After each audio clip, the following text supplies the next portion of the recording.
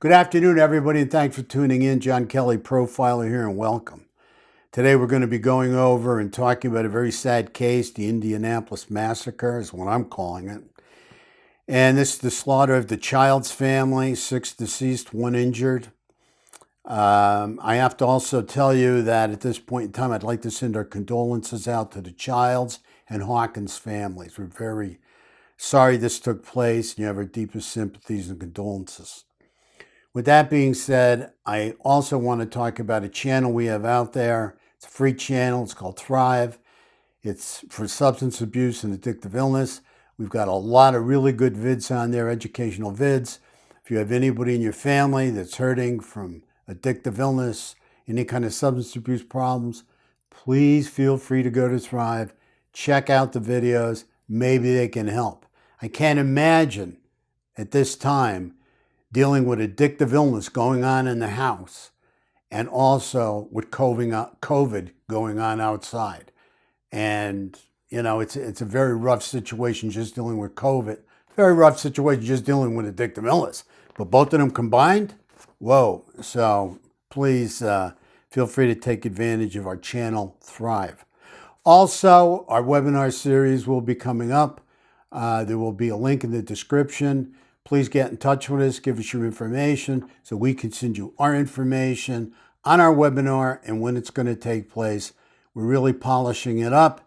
We just don't have a date yet, but we will keep you posted if we have your information. Thank you so much.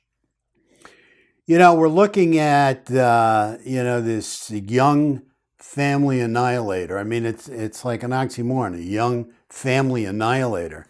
I mean, this young man, without a name, because he's a minor, supposedly annihilated his family at 17 years old.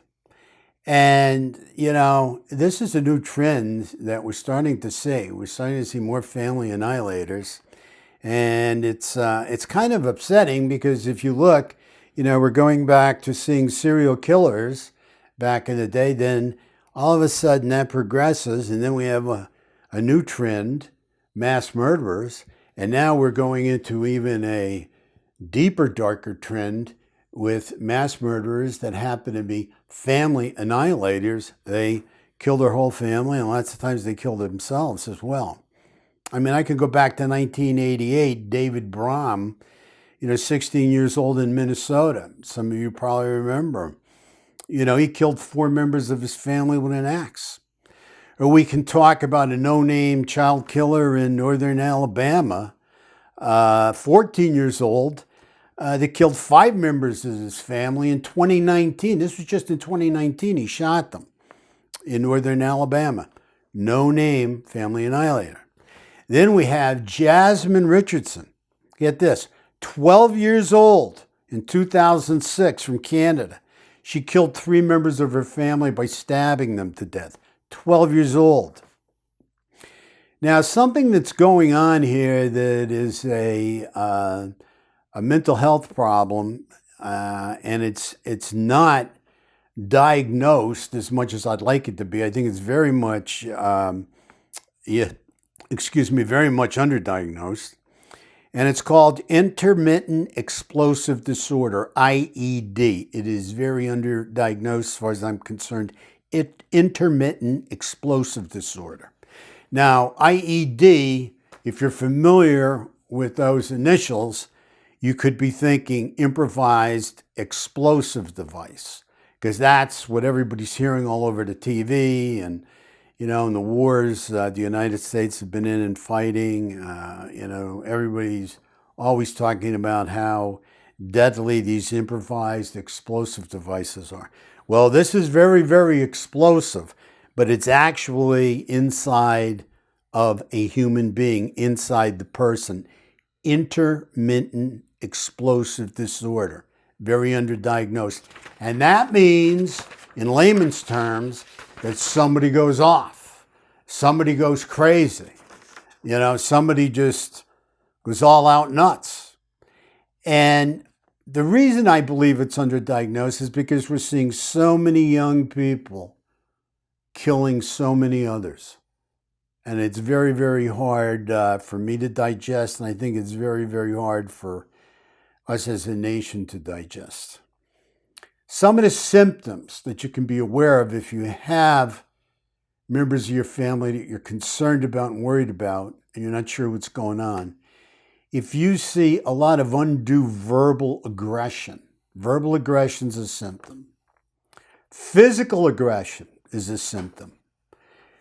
Hurting animals, hurting siblings, property damage, arson. You see anything like this going on, and you just feel that you have a family member, especially a younger family member, it happens with older people too, adults as well. But if you see this going on and you believe this person is, and we all know what it means, wow, he looks like he's getting ready to explode. Man, he's really angry. I know he's angry. He's like, I think this guy's ready to explode. That's where it came from.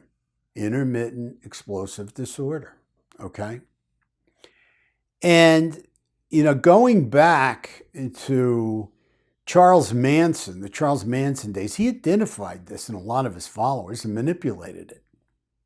And he manipulated many people with this using their inner rage, lots of times misdirected at something else, sometimes their parents, sometimes society, sometimes, being abused early on in life.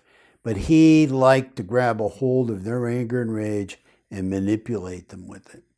In Charles Manson's quote, "You say there are just a few," meaning kids, "but there are many, many more coming in the same direction. They are running in the streets, and they are coming right at you." And that's what he said at his trial in a courthouse in Los Angeles or some part of California. I think it was LA back in the 70s. Okay? So he knew back then that kids were building up this anger and rage. And he figured out how he could help them soothe it and manipulate them with it.